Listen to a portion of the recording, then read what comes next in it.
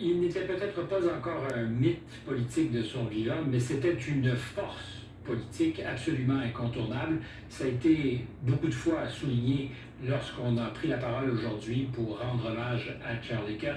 La victoire de Donald Trump lors des dernières élections présidentielles doit beaucoup à la capacité de mobilisation des jeunes, et des jeunes hommes particulièrement, qui était le fait de Charlie Kirk.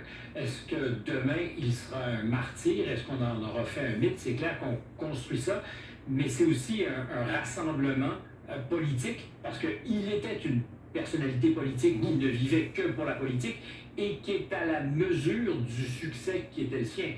Probablement 70 000 personnes dans l'aréna, quelques dizaines autour peut-être pour écouter.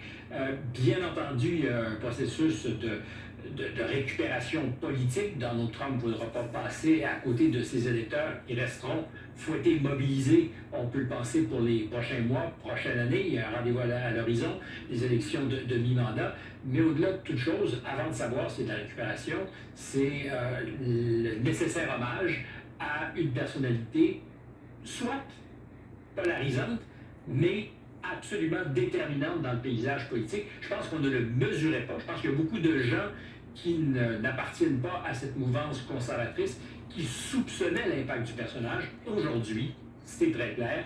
Et ce sont des gens qui sont tout à la fois peinés et en colère, qui le font savoir et qui disent plus jamais. Stéphane, jusqu'où ce personnage va influencer le débat politique dans les mois, dans les années à venir? Longtemps, parce que c'est une jeune génération de militants qui peut-être n'avaient pas aspiration à avoir une organisation mentale politique et qui, clairement, aujourd'hui aussi, à cause de ce qu'a eu comme impact Charlie Kirk, voudront porter son message. Je ne pense pas que c'est quelque chose qui va se dissiper. Puis une impression chez les conservateurs que la parole, le débat, était un peu un monopole de leurs adversaires politiques, je ne dirais pas démocrates, mais progressistes. Or, il a fait la démonstration qu'il était capable d'aller au contact de l'adversaire politique et souvent d'emporter le match. Et il y a quelque chose qui était très galvanisant pour ces jeunes hommes et femmes, pour la mouvance conservatrice en général, et je ne pense pas que ça va disparaître du jour au lendemain. Au contraire, c'est le message de Saveur en particulier.